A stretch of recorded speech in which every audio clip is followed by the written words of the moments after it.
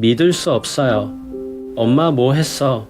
어머니는 평생을 가족을 위해 헌신할 줄만 알았고 이제 그런 어리석은 결정 때문에 우리를 궁지에 몰아넣었다.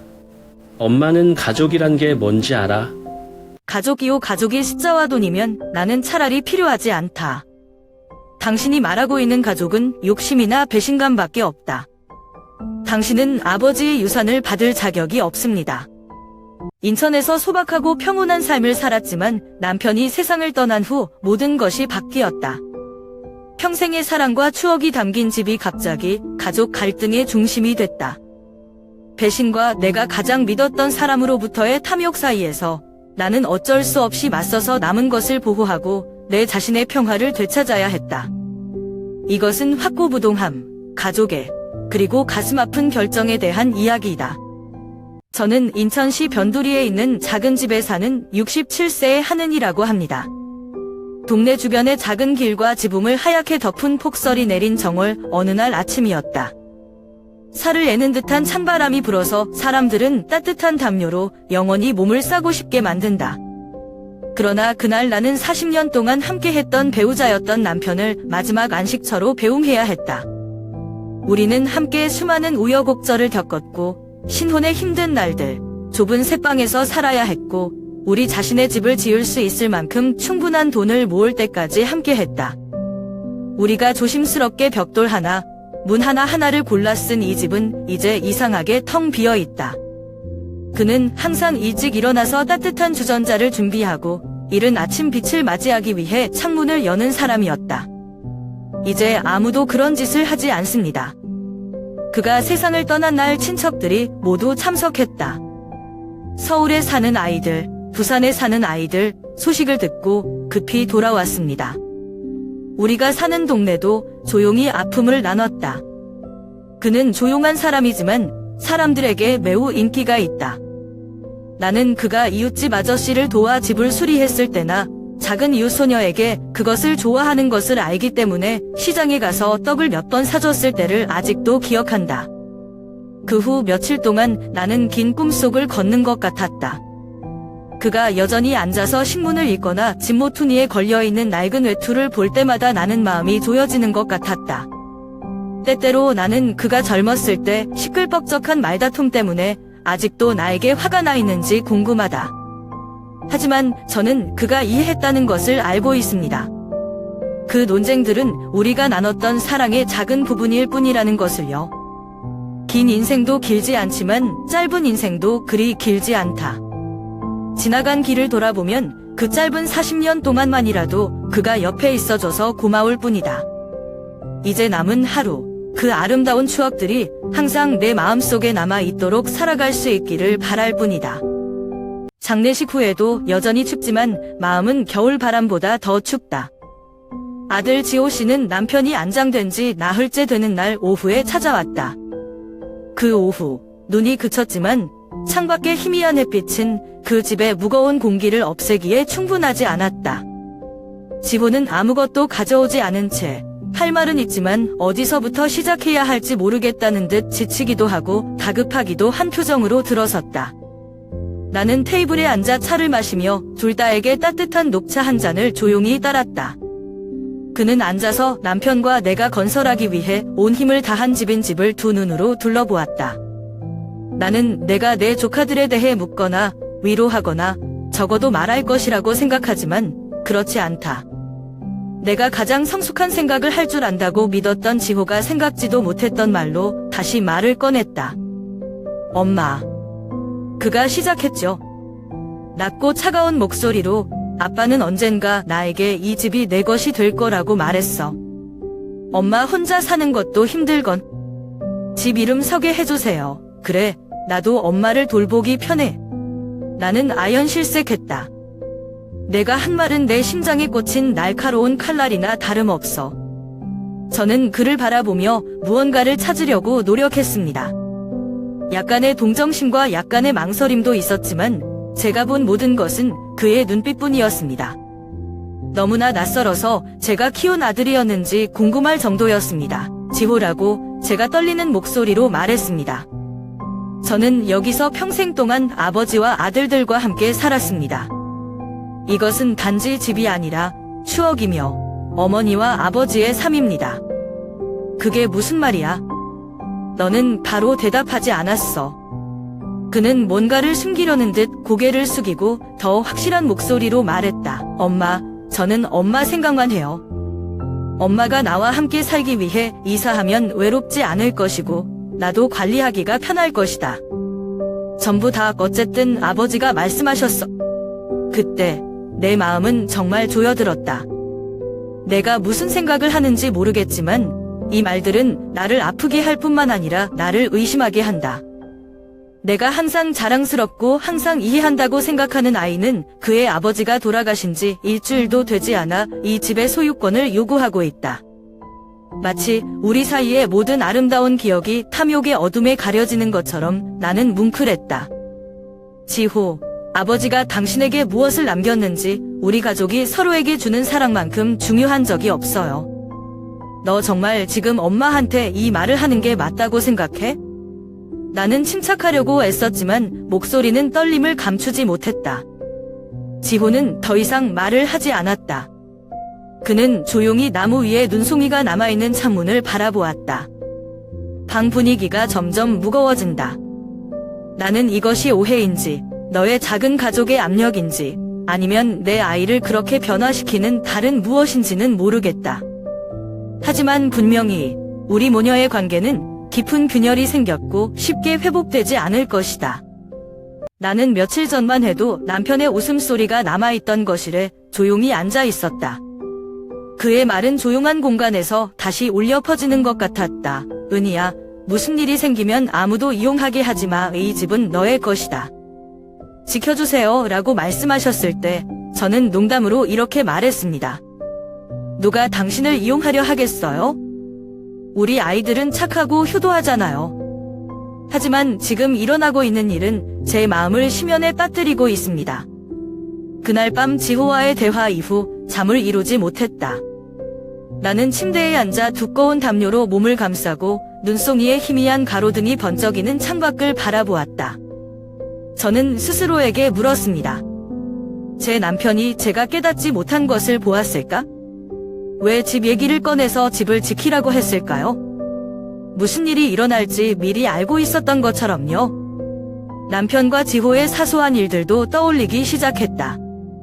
한 번은 지호가 막 결혼했을 때 남편이 아들이 가끔 너무 실용적이라고 불평한 적이 있어요. 그는 그 아이는 돈을 잘 벌지만 때때로 가족이 장사가 아니라는 것을 잊어버린다고 말했다. 나는 단지 그것이 약간 엄격한 아버지의 불평일 뿐이라고 생각하며 웃기만 했다. 하지만 지금 이 모든 것을 정리할 때 저는 뭔가 잘못되었다는 것을 느꼈습니다. 지호는 남편이 죽기 몇 달 전만 해도 자주 전화했는데 전화를 다 할 때마다 생각에 잠겼다. 어느 날 저녁 그는 지호가 투자 실패로 인해 빚더미에 올라 일하는데 어려움을 겪고 있다고 내게 말했다. 저는 물었습니다. 왜 그를 도와주지 않았죠? 아무래도 내 아들이야. 그는 고개를 저었다. 도와주는 것은 쉽지만 그렇다고 최선의 방법은 아니다. 우리에게 기대면 스스로 일어설 수 없을까 봐 두렵다. 그 기억들은 마치 내 앞에 그림을 가득 채운 조각 같았다.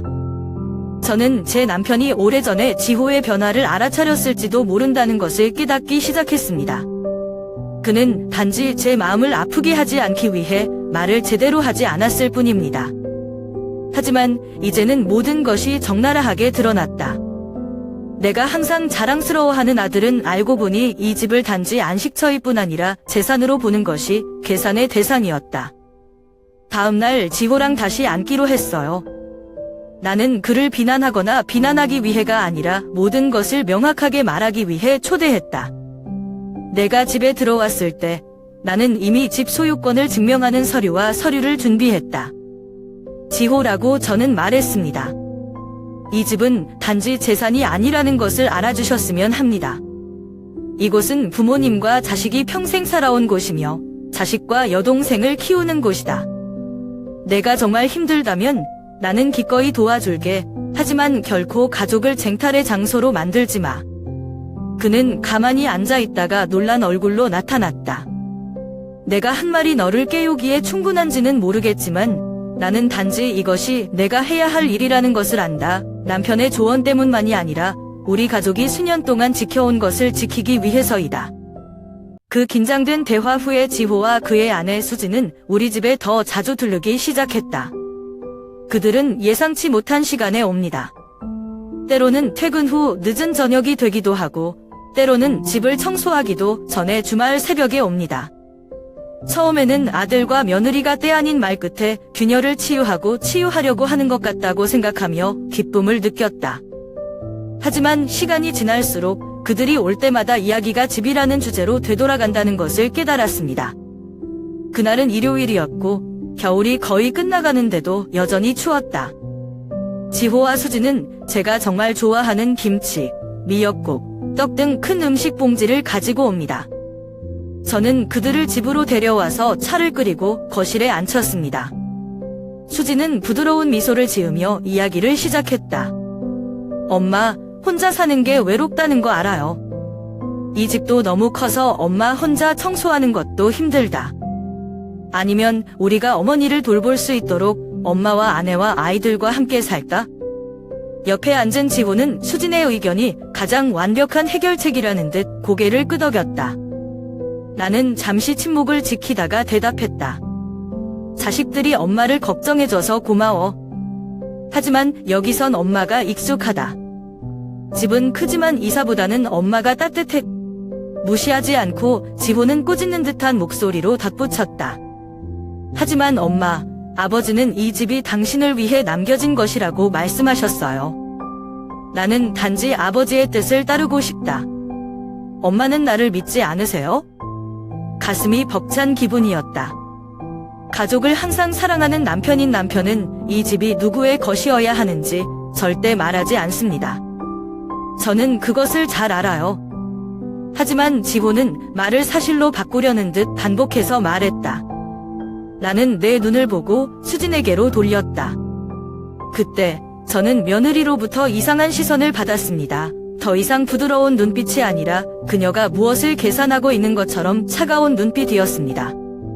다음번에도 그들은 계속 와서 선물을 더 가져오고 때로는 집을 수리할 것을 제안합니다. 한 번은 그들이 집을 개조하는 디자인을 내놓았는데 그것은 내가 편안하게 하기 위해 집을 더 현대적으로 만들고 싶다고 말했다. 하지만 자세히 살펴보니 그 설계도가 뭔가 잘못되었다는 것을 알게 되었다. 더 이상 내 필요에 맞지 않고 젊은 가족을 위한 것처럼 개조된 방들이 있다. 내 머릿속의 질문들이 점점 많아지고 있다. 지호와 수진의 말 한마디 행동 하나하나가 다 목적이 있는 것 같다는 걸 깨닫기 시작했다. 그들은 관심을 보였지만 그 관심은 단순한 가족의 때문이 아니었다. 그것은 내가 믿고 싶지 않지만 무시할 수 없는 어떤 계산과 음모를 가지고 있다. 어느 날 저녁, 그들이 떠난 후 나는 집과 관련된 서류를 다시 찾았다.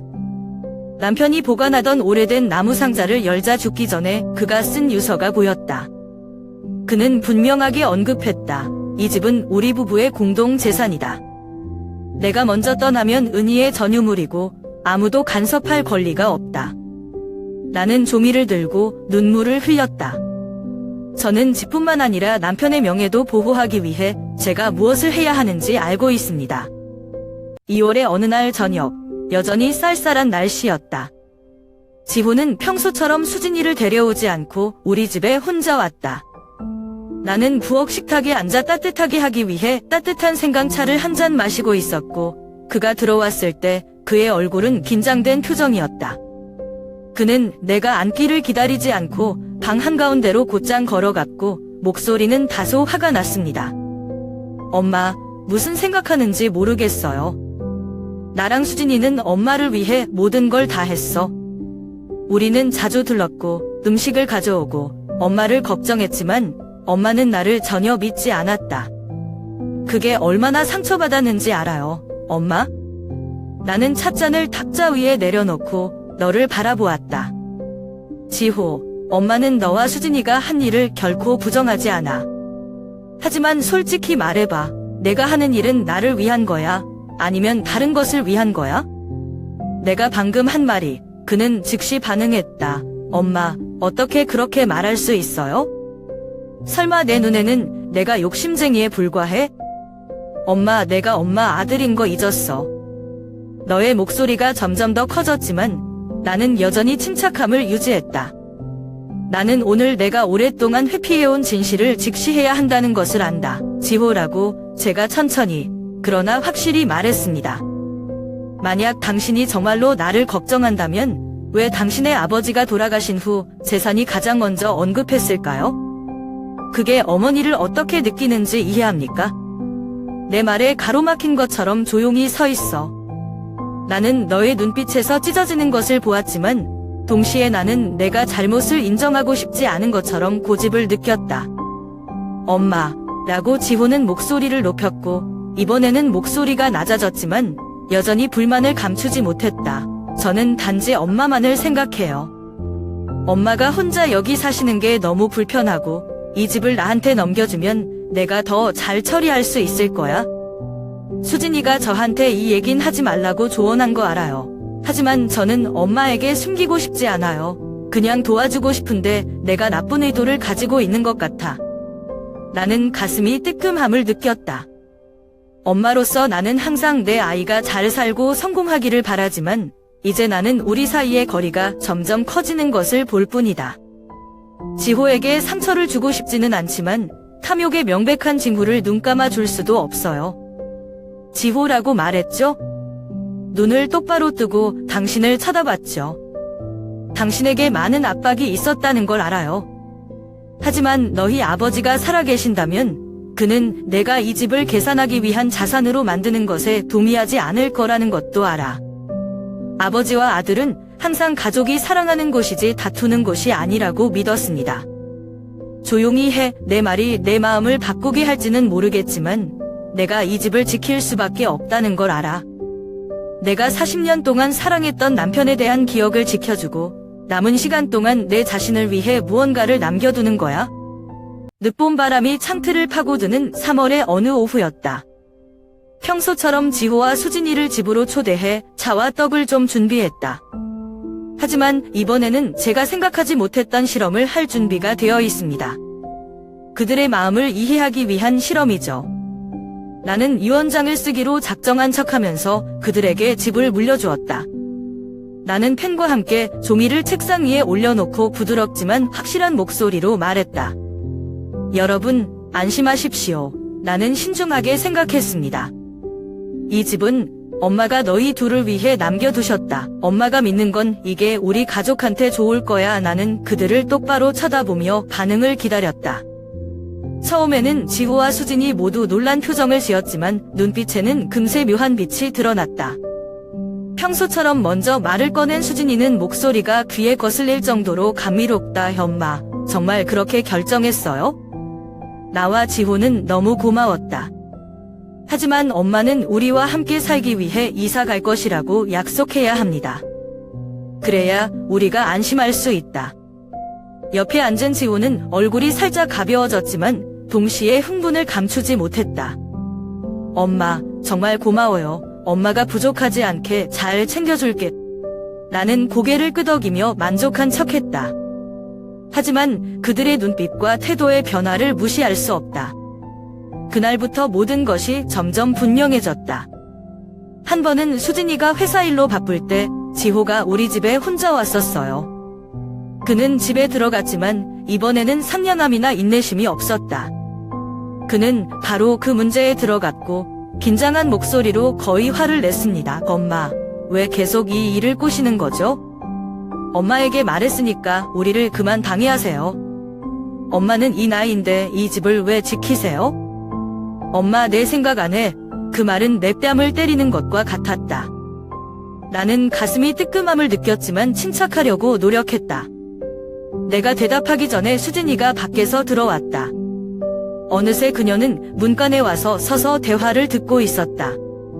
긴장된 분위기를 보고 그녀는 재빨리 끼어들었고 평소와 같이 달콤한 목소리로 엄마, 우리는 단지 당신을 위해 잘 해주고 싶어요.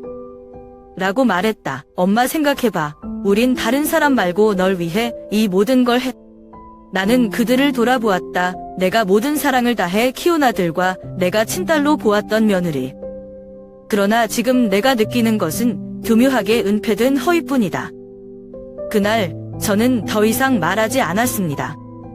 하지만 그들이 떠났을 때 저는 조용히 책상에 앉아 제 가짜 유서를 펴들고 제가 쓴 낙서를 보았습니다.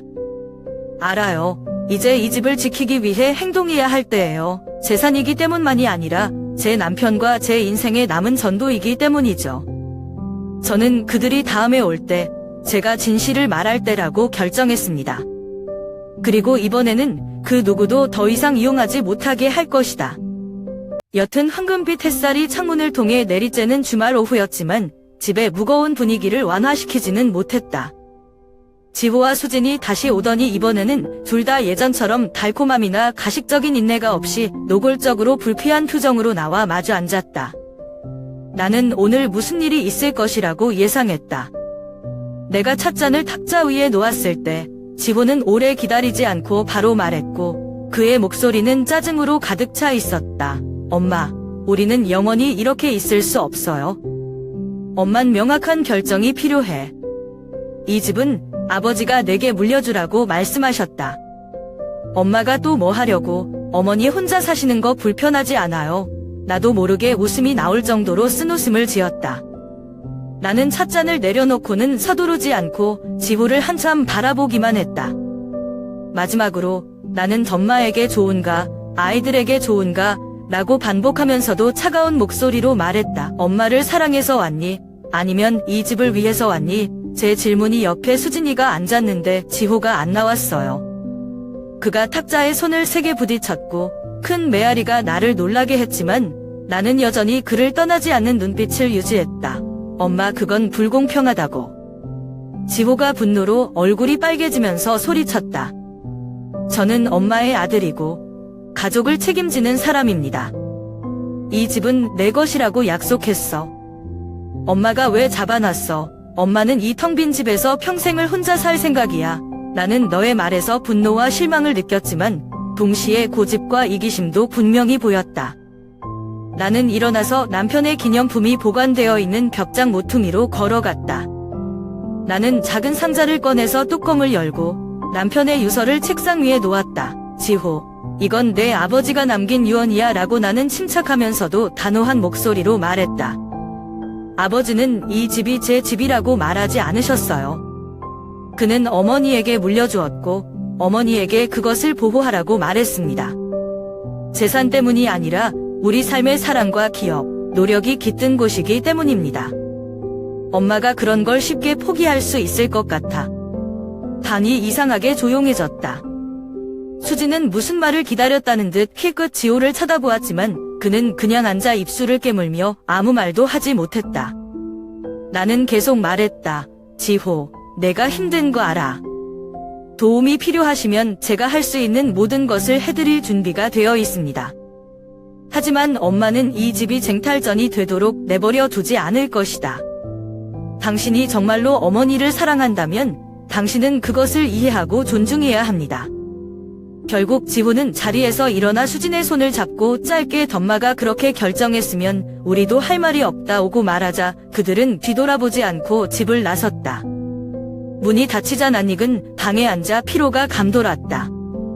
오늘 이후 모녀의 관계가 어떻게 될지 모르겠지만 적어도 남편과 제가 항상 소중히 여기는 것을 지켜냈습니다. 그리고 그 순간 저는 오랫동안 느끼지 못했던 평온함을 느꼈습니다.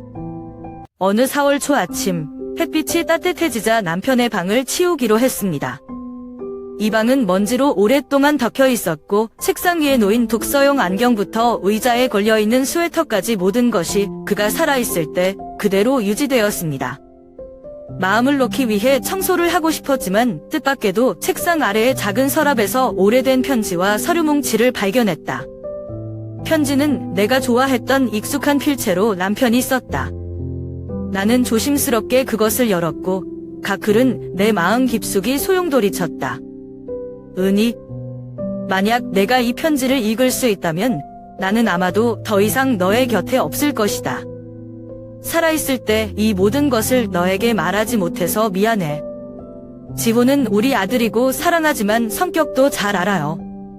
영리하지만 때로는 욕심이 과할 때도 있다. 그는 이 재산을 그에게 남기지 않았다. 왜냐하면 그것이 그가 인생에서 진정한 가치를 잊게 할까봐 두려웠기 때문이다. 은희야, 이 집은 너의 것이다. 잘 살기 위해, 우리의 추억을 간직하기 위해 그것을 사용합시다. 그리고 기억하세요. 아무도 이용하지 못하게 하세요. 사랑해. 남편. 여기까지 읽으면서 눈물이 멈추지 않았다. 남편이 쓴 말은 마지막 메시지, 더 이상 없을 때도 저에게 준 보호입니다. 하지만 저를 더 놀라게 한 것은 첨부 파일입니다. 열었을 때 나는 집의 소유권과 관련된 문서들이 편집된 것을 발견했다. 몇몇 서류에 내 서명이 위조되었다. 서투르지만 분명히 지호의 글씨였다. 나는 마음속에서 분노가 치솟는 것을 느꼈다. 아들이 집을 빼앗으려 할 뿐만 아니라 제가 심혈을 기울여 키운 아이로부터 맞닥뜨려야 한다고 생각하지 않았던 배신, 노골적인 기만입니다. 가만히 있을 수가 없어요. 곧바로 지호와 수진에게 전화를 걸어 집으로 오라고 했다. 나는 이유를 설명하지 않고 다만 중요한 의논할 일이 있다고 말했다. 그들이 오후에 도착했을 때 나는 이미 거실에서 기다리고 있었다. 실내 공기가 그 어느 때보다 무겁다. 나는 책상 위에 편지와 서류철을 올려놓고 지호를 바라보며 차가운 목소리로 말했다. 얘들아, 설명해줘. 이게 무슨 뜻이죠? 지호는 파일을 흘끗 보고는 이내 돌아서서 내 시선을 피하려고 했다. 늘 스윗한 척하던 수진이 이번에도 어리둥절했다. 그녀는 목소리를 높이며 떨리는 목소리로 말했다. 엄마, 뭔가 착오가 있었나 봐요. 저희 서류는 몰라요. 난생 처음으로 이렇게까지 분노를 표출한 책상에 손을 찧었다. 시침이 떼지 마. 지호 씨, 이건 엄마 사인인데 엄마가 사인한 게 아니에요. 내가 못 알아볼 정도로 바보라고 생각해? 아버지가 당신이 이런 짓을 하는 걸 알면 얼마나 실망하실지 알아요. 지호는 일어서서 큰 소리로 건마. 난 가족을 위해 한 거야. 만약 이 집이 내 것이 된다면 너는 모든 것을 더 잘할 수 있을 것이다. 엄마 이해 못해. 나는 당신을 보고 가슴이 찢어지는 듯한 고통을 느꼈다. 난 이해 못해, 지호. 어머니는 재산 때문에 이 집을 지키시지 않는다. 이곳은 아버지와 아들이 함께 지었던 곳이고 우리 가족이 행복했던 곳입니다. 하지만 당신은 그것을 계산하고 경쟁할 수 있는 것으로 만듭니다. 엄마는 용서할 수 없어. 지호가 더 이상 말하지 않도록 저는 덤마는 아무도 이 집에 손댈 수 없도록 변호사를 만날 것이다 라고 끝맺었다. 내가 계속 그렇게 한다면 엄마는 내 얼굴에서 내가 생각하지 못했던 일을 해야 할 거야. 지호는 침묵했고 눈빛은 변했지만 그게 후회인지 아니면 그냥 화가 났는지 확신할 수 없었다. 수진이 너의 손을 잡아당기며 떠나라고 손짓했다. 그들이 문을 닫았을 때 나는 의자에 앉아 손을 떨며 남편의 편지를 들었다. 이제부터 모녀관계는 결코 예전 같지 않을 것이라는 것을 안다. 하지만 저는 고통스럽더라도 보호받아야 할 어떤 것들이 있다는 것도 이해합니다. 어떤 대가를 치르더라도 말이죠. 그날 저녁은 4월 중순인데도 갑자기 추워졌다. 평소처럼 저녁 식사를 준비하는데 김치찌개랑 생선구이, 지호가 어렸을 때부터 좋아하던 거, 하지만 오늘 식사는 삼봉이 아니라 맞선 것이다. 지호와 수진이 테이블에 앉아 식탁 중앙에 봉투 하나를 올려놓았다. 안에는 제 남편의 편지와 제 서명이 위조되었다는 것을 증명하는 서류들이 들어있습니다. 나는 그들을 똑바로 쳐다보고 단호한 목소리로 말했다. 지호, 수진, 엄마가 다 알아. 아이들은 어머니의 믿음뿐만 아니라 아버지도 배신합니다. 방은 갑자기 조용해졌고 벽시계가 똑딱거리는 소리만 남았다. 지호는 분노로 얼굴이 붉어지며 벌떡 일어섰다. 그는 손으로 편지를 가리키며 서류를 집어들고 큰 소리로 말했다. 엄마 무슨 소리 하는 거야? 약속했잖아요. 이 집은 너의 것이다. 엄마, 그만 잡아. 엄마가 너보다 이게 더 필요하다고 생각해?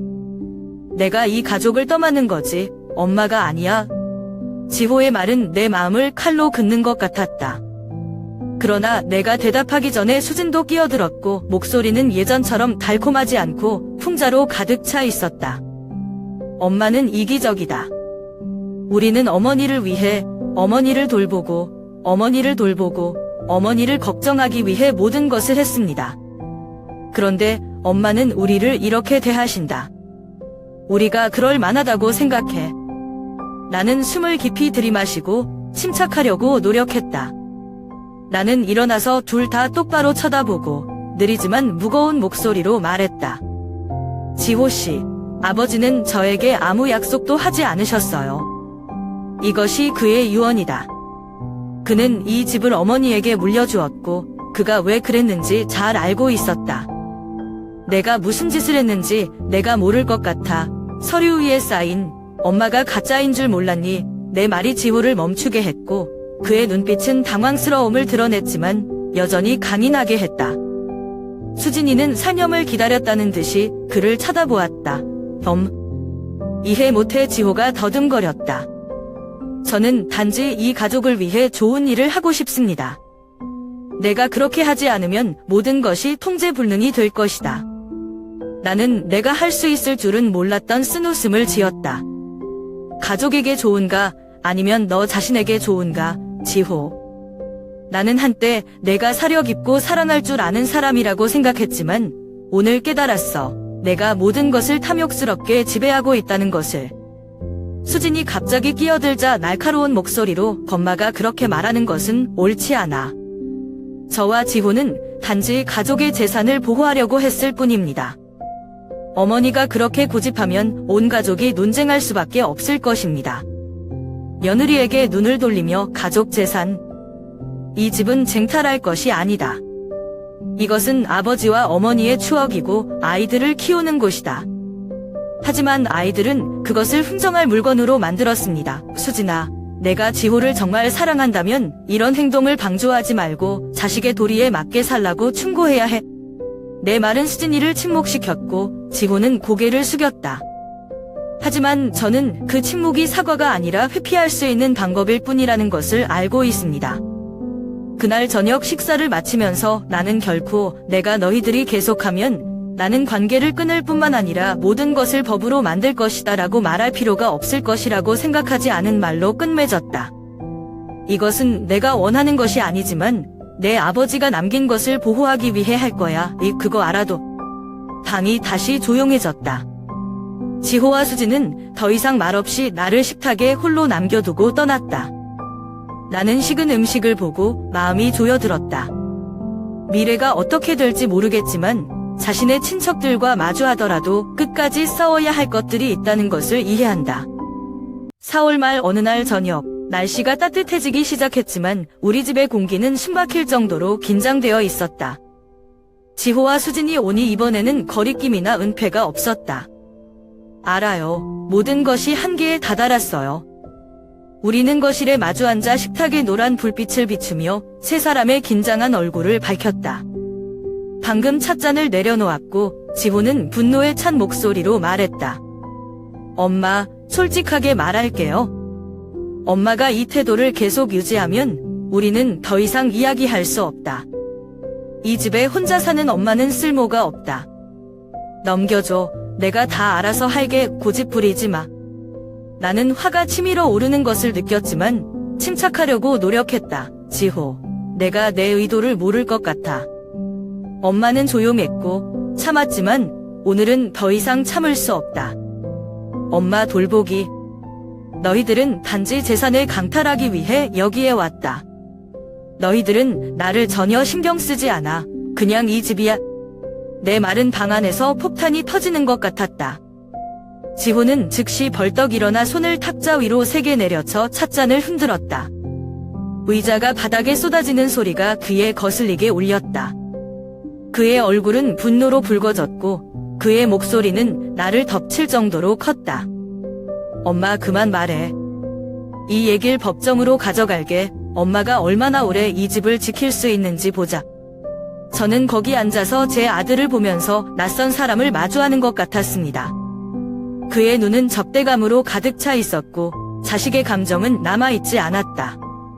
수진도 자리에서 일어섰지만 만류하는 대신 팔짱만 끼고 남편에게 전적으로 동의하는 듯 무뚝뚝한 얼굴을 했다. 너희들이 하고 싶은 대로 해. 나는 일어서서 목소리가 그 어느 때보다도 강하게 울려 퍼졌다. 나를 재판에 회부하고 싶다면 하세요. 하지만 기억하세요. 엄마는 이 집뿐만 아니라 당신의 아버지의 명예도 보호합니다. 내가 알아낸 걸 가지고 이길 수 있다고 생각해? 지호가 뭔가 더 말하려는데 수진이 손을 잡아당기며 떠나라는 손짓을 한다. 문을 나서기 전에 돌아서서 지호는 손을 엄마가 한 짓을 후회할 거야 라며 씁쓸한 목소리로 말했다.